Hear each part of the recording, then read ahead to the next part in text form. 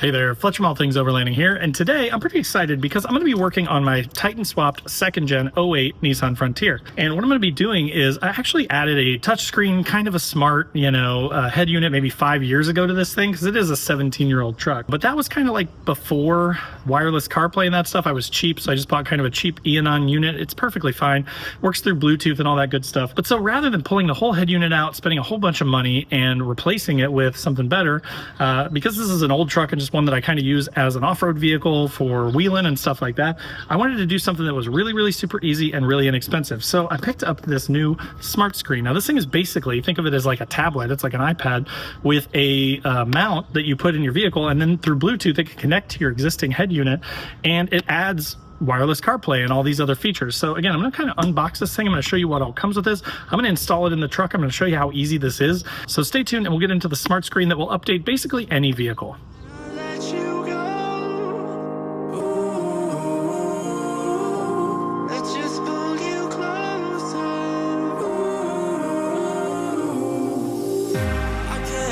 Where it came from, but you got it, my got it. It began in the land of the sandstorm. I fought it, though I wanted everything to do with what you give to me. Loosening my grip. All right, so let me first start by showing you kind of what I've got going on here. So this is that Eonon head unit. I actually really like it. It's not bad, but again, it doesn't have CarPlay or anything like that. It's just Bluetooth. It's kind of, at this point, 5 years old. It's kind of old school compared to all the new wireless CarPlay stuff that you can get. So again, rather than ripping this whole thing out and sort of starting from scratch, my thought is let's just add this additional sort of smart screen, and then that can become my primary screen. I'll just set it up so it automatically connects to the old head unit via Bluetooth, but then that updates it for 50 bucks. I don't have to do anything. It's so much easier, and I don't care that much because again, it's an old truck. There's nothing wrong with the head unit. The audio sounds great. So let that have the amplifier, let that run all the stuff, and then let this just be like a mirroring device for my phone. All right, so let's start by unboxing this thing. I have not opened this yet, so you're gonna get to see it the first time like me. Literally just came and I was so excited. I'm like, you know what, this is gonna be really easy. Let's just go ahead and install it. And so this is the little guy. It's basically just this little tablet, right? I mean, it's essentially just like a little iPad. So that is the main unit there. Then you get a magnetic, what looks like a vent mount. You get a suction cup based mount for, say, your windshield. You get a DC to USB-C plug. And then you also get a big, like, sticky plastic disc. So if you wanted to mount this suction cup to, say, your dash, you could adhere this to the dash and then use the suction cup on that flat plastic surface. So it gives it a good seal and allows it to stick. Then you get this big I mean, this is actually a pretty surprisingly big manual. It looks like it's in a few languages maybe, but that kind of walks you through the functionality of the unit, which I'll show you here at the end. And that's basically it. One more thing that they do provide is an aux cable. So let's say that you didn't even have anything with Bluetooth capabilities. That's okay. You could also attach via an aux cable. So even if you have a really old school radio or really old vehicle, you should be able to attach this via that aux cable. It does say you need to have Android 11 or above or iPhone 12 or above. All right, guys. So got the camera set up. I am favoring this sort of vent-based mount. One thing that I love about it is that it's magnetic. So, this thing just sticks right to the back, and it's really strong. Like, I mean, the ball joint moved, but I mean, it's not coming off of there. So I love that because then I can pop this down. If I wanted to not have this in the car or hide it under a seat or something, just so it's not so likely to be stolen, I can pop it off with the magnet really easily. So basically the way that you are going to adjust this to tighten it down on your vent is there's actually like a little spinnable piece here. And when you spin that, it extends it or retracts it so that you can get it on a nice tight grip on the vent. I think I'm actually going to put it on the passenger side over here because that way then it's not going to block my view or my air on my side. So what I found kind of works best is I actually put it in sideways. So there are sort of side slats behind the vent that run sideways. If you put them on these vents, at least on my truck, which is an '08 Frontier, they're not long enough, so it doesn't get a good grip. But if I put it on those side slats, like this thing is actually really tight on there. So I'm gonna tighten that down as much as possible. Then I'm gonna kind of get this situated where I want it, which I'm thinking right about there is probably fine.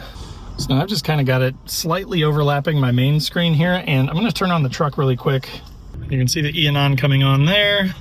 So then right on the back of it is plug.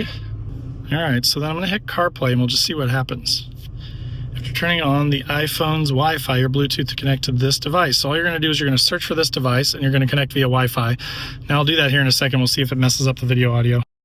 So as you can see here, once you're connected to the unit via the Wi-Fi connection, then when you pull up your Bluetooth and you connect to your head unit, it basically just mirrors it on the screen for this little unit and then shares it via Bluetooth to your head unit. So of course it pulled the audio off here because once I was connected, it wasn't recording my audio anymore. It was pushing the audio out through this. So just as you can see, it's got, you know, your normal sort of CarPlay controls. You can control your music. You can do maps and things like that on there.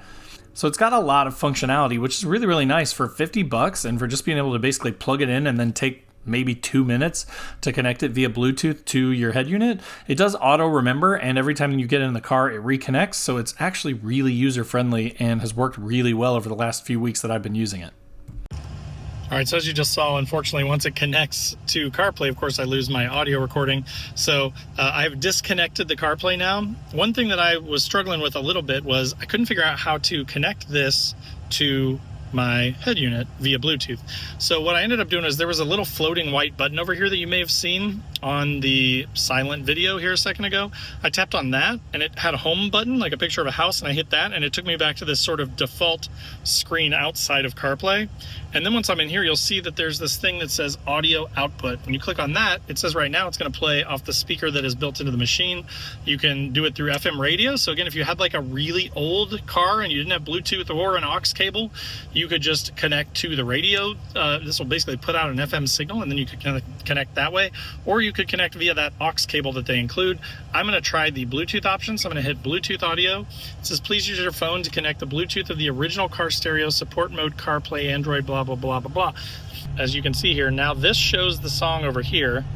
That's got a picture of CarPlay up there. So I'm going to hit back. I'm going to go back to CarPlay. So now I've got CarPlay here. If I hit music, now it's playing through here to there through Bluetooth. I've got the audio coming through here, but it's actually controlled by this. That's cool. All right, guys, so as you saw in the video, the LAMTTO screen for, wireless CarPlay to update pretty much any old vehicle really inexpensively and really easily is a great pickup in my opinion. I mean, again, it's about $50. I'll put a link in the description down below.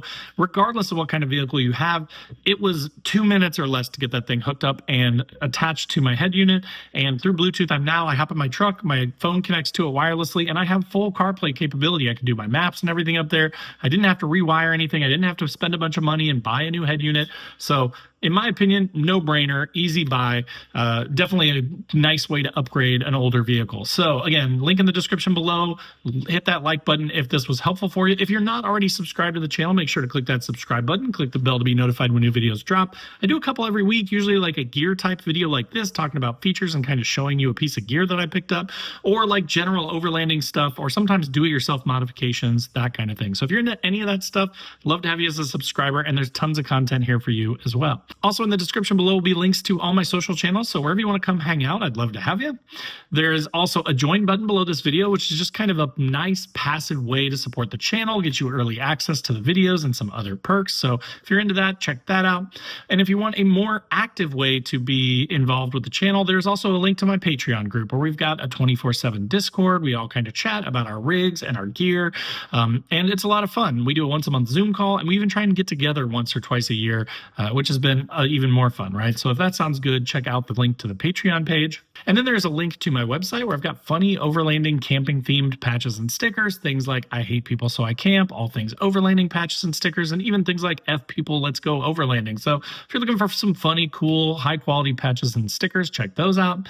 And then last but not least, there's a link to the Newbie Overlanders Facebook group. Now this group is totally free to join. It's got almost 24,000 people in it at the time I'm recording this, and it's growing every day. It's just a ton of fun. If you're looking for a place where you're not going to get bullied and you can learn about overlanding and ask questions and see other people's cool rigs and meet people in your area, then definitely check that group out as well. But again, thanks so much for watching. I hope that was helpful for you, and we'll see you next time.